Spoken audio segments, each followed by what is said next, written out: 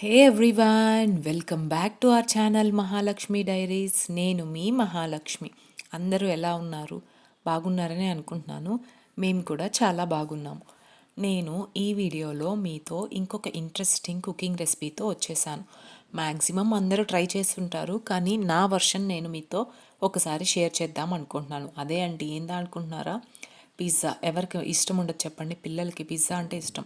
So దాంట్లోనే మనం హెల్తీగా ఎందుకు ట్రై చేయకూడదు అని చెప్పి నాకు జస్ట్ అలా ట్రై చేశాను. చాలా బాగా వచ్చింది, నాకే బాగా నచ్చేసింది.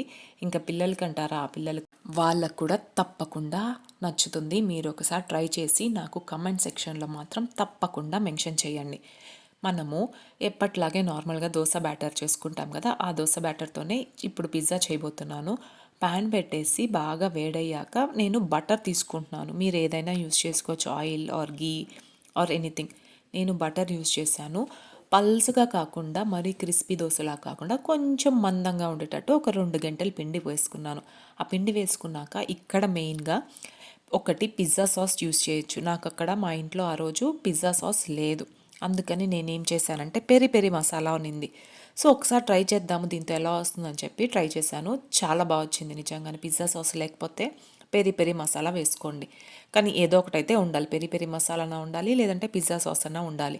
హోమ్ మేడ్ పిజ్జా సాస్ చేసుకోవచ్చు, లేదంటే స్టోర్ బాట్ అయినా చేసుకోవచ్చు, మీ ఇష్టం అది. నేను ఇక్కడ ఈ దోశలోకి, పిజ్జా దోశలోకి ఏం యూస్ చేశానంటే పెరి పెరి మసాలా యూస్ చేశాను. దోశ వేసేసుకున్నాక కొంచెం కాలినాక, అంటే మనకి ఆ బబుల్స్ వస్తాయి కదా, ఆ బబుల్స్ వచ్చే వరకు ఉండండి. ఆ బబుల్స్ వచ్చాక పెరి పెరి మసాలాని స్ప్రింకిల్ చేయండి. స్ప్రింకిల్ చేసేసాక ఇప్పుడు మీకు ఇష్టమైన వెజ్జీస్ అన్నీ యాడ్ చేసేసుకొని చెప్తాను. నేనైతే స్వీట్ పొటాటో వేశాను, తర్వాత క్యాప్సికమ్ చిన్న ముక్కలుగా కోసాను. పెద్ద ముక్కలు మరీ తినలేరేమో అని చెప్పి చిన్న ముక్కలుగా కోసి వేశాను. తర్వాత క్యారెట్ తురుము వేశాను. ఇంకొంచెం ప్రోటీన్ కోసము పన్నీర్ కూడా తురిమి వేశాను. ఆ తర్వాత మీరు బేబీ కార్న్ వేసుకోవచ్చు, మష్రూమ్ వేసుకోవచ్చు, స్వీట్ కార్న్ వేసుకోవచ్చు. అంటే ఫుల్ పిజ్జా లాగే ఉంటుందన్నమాట. ఇంకా అవన్నీ చికెన్ ముక్కలు కూడా వేసుకోవచ్చు. కాకపోతే బాయిల్డ్ అయిన ఉడకబెట్టిన చికెనే వేసుకోండి.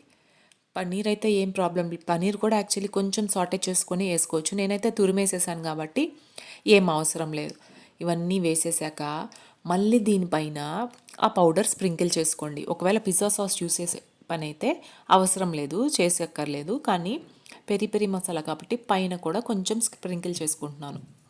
ఇక్కడ మీరు ఆరిగానో వేసుకోవచ్చు, చిల్లీ ఫ్లేక్స్ వేసుకోవచ్చు. అంటే పర్ఫెక్ట్ పిజ్జా అయిపోతుందనమాట.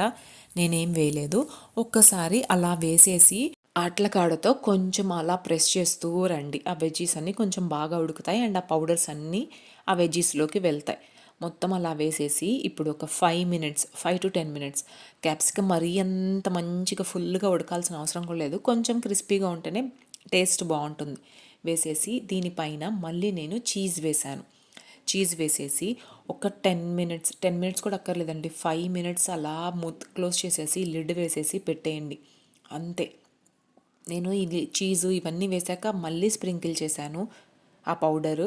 స్ప్రింకిల్ చేసేసాక నేనైతే ఇక్కడ మీ ఆరిగానో చిల్లీ ఫ్లేక్స్ అయితే వేయలేదు, కానీ వేసుకుంటే చాలా బాగుంటుంది. మీరు ఒకసారి ట్రై చేసి చెప్పండి నాతో. ఇలా క్లోజ్ చేసి ఒక 5 to 7 మినిట్స్ ఉంచాను. ఉంచేసి స్టవ్ మంట కట్టేసినాక కూడా ఒక 5 మినిట్స్ అలాగే ఉంచాలి. అప్పుడే దాంట్లో ఉండే ఫ్లేవర్స్ అన్నీ దిగుతాయి. ఎందుకంటే తీసిన వెంటనే మరీ వేడిగా ఉంటుంది. సో కట్ చేయొచ్చు అప్పుడు కూడా, కానీ ఒక 5 మినిట్స్ ఆపేసాక తీస్తే మాత్రము కట్ చేసేసుకోండి. సిజర్తో 4 పీసెస్గా కట్ చేసేసుకొని ఒక ప్లేట్లోకి తీసుకొని 4 పీసెస్గా కట్ చేసేసుకోండి. అంతే అండి, మన yummy tasty and healthy pizza is ready. Dosa pizza is ready. మీరు కూడా మీ పిల్లలకి అండ్ మీకు తప్పకుండా ట్రై చేసి ఒకసారి నాతో షేర్ చేసుకోండి.